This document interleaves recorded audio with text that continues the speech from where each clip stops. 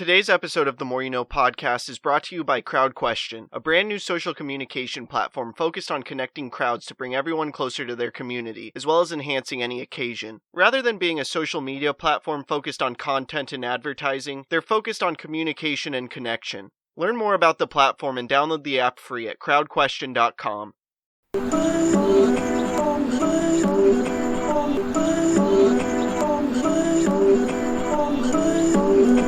I'm just trying to make it all make sense. Today's More You No podcast. Today I want to share a conversation between the Dalai Lama and Howard C. Cutler regarding eliminating negative behaviors shared in their book The Art of Happiness. So Howard starts off by asking, "We've spoken about the fact that ultimate happiness depends on eliminating our negative behaviors and mental stress, things like anger, hatred, greed, and so on. But these kinds of emotions seem to be a natural part of our psychological makeup. All human beings seem to experience these darker emotions to one degree or another. And if that's the case, it is reasonable to hate, deny, and combat part of ourselves. It seems impractical, and even unnatural, to try to completely eradicate something that is an integral part of our natural makeup." The Dalai Lama, shaking his head, then replied, "Yes, some people suggest that anger, hatred, and other negative emotions are a natural part of our mind. They feel that since these are a natural part of our makeup, there's no way to really change these mental states. But that is wrong. Now, for example, all of us are born in an ignorant state. In this sense, ignorance is quite natural. When we are young, we are quite ignorant. But as we grow, day by day through education and learning, we can acquire knowledge and dispel ignorance. If we leave ourselves in an ignorant state without consciously developing our learning, we won't be able to dispel ignorance. So, if we leave ourselves in a natural state without making an effort to dispel it, then the opposing factors or forces of education and learning do not come naturally. And in the same way, through proper training we can gradually reduce our negative emotions, and increase positive states of mind such as love, compassion, and forgiveness." Howard then interjected, asking, "But if these things are a part of our psyche, ultimately how can we be successful in fighting against something which is part of ourselves?" The Dalai Lama then answered, "In considering how to fight against the negative emotions, it is useful to know how the human mind works. Now the human mind is of course very complex, but it is also very skillful. It can find many ways in which it can deal with a variety of situations and conditions. For one thing, the mind has the ability to adopt different perspectives through which it can address various problems. Within Buddhist practice, this ability to adopt different perspectives is utilized in a number of meditations, in which you mentally isolate different aspects of yourself, then engage in a dialogue between them.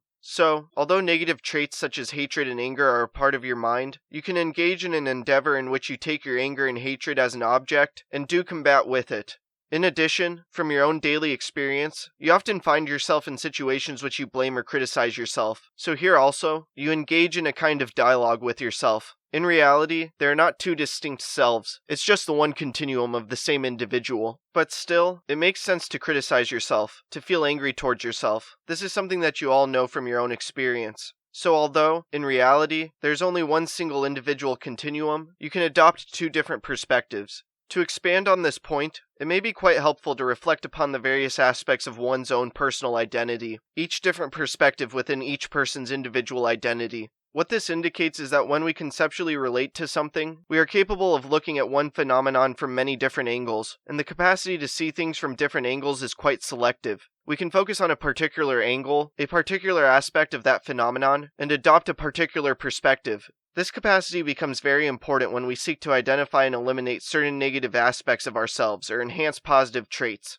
Because of this capacity to adopt a different perspective, we can isolate parts of ourselves that we seek to eliminate and do battle with them. Now, in further examining this subject, a very important question arises. Although we may engage in combat with anger, hatred, and the other negative states of mind, what guarantee or assurance do we have that it is possible to gain victory over them? When speaking of these negative states of mind, I'm referring to things that afflict from within, delusions. This is an emotional and cognitive event that spontaneously afflicts your mind, destroys your peace of mind, or brings about a disturbance within your psyche when it arises. If we pay close enough attention, it's easy to recognize the afflictive nature of these delusions simply because they have this tendency to destroy our calmness and presence of mind. But it's much more difficult to find out whether we can overcome them, to the whole idea of whether it is possible to attain the full realization of our spiritual potential, and that is a very serious and difficult question.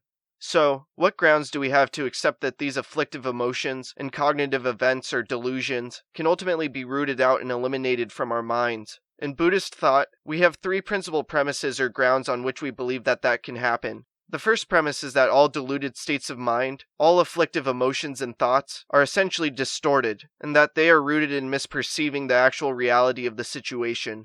Now this brings us to the second premise. This premise is based on the fact that our positive states of mind can act as antidotes to our negative tendencies and delusory states of mind. So, the second premise is that as you enhance the capacity of these antidotal factors, the greater their force, the more you will be able to reduce the force of these mental and emotional afflictions, the more you will be able to reduce the influences and effects of these things. The third premise is that the essential nature of mind is pure. It is based on the belief that the underlying basic subtle consciousness is untainted by the negative emotions. Its nature is pure, a state which is referred to as the mind of clear light.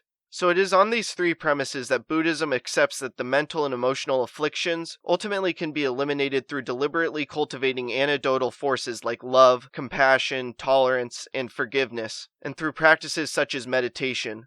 Regardless of what your religious beliefs are, and whether you buy into Buddhism, being aware of these three premises, as well as trying to apply them to your mindset, will no doubt provide value to your life in a multitude of ways, and it will also assist with making a tremendous impact in this world and crafting a life of significance. I hope this talk makes a positive impact in your life. Please subscribe to the podcast wherever you are listening or watching it. Check out other episodes. Leave a review. Follow the podcast on social media at More You Know Pod, and sign up for Crowd Question to ask me questions about the episode. Again, thank you for listening as we propel through podcasting with the more you know. I'm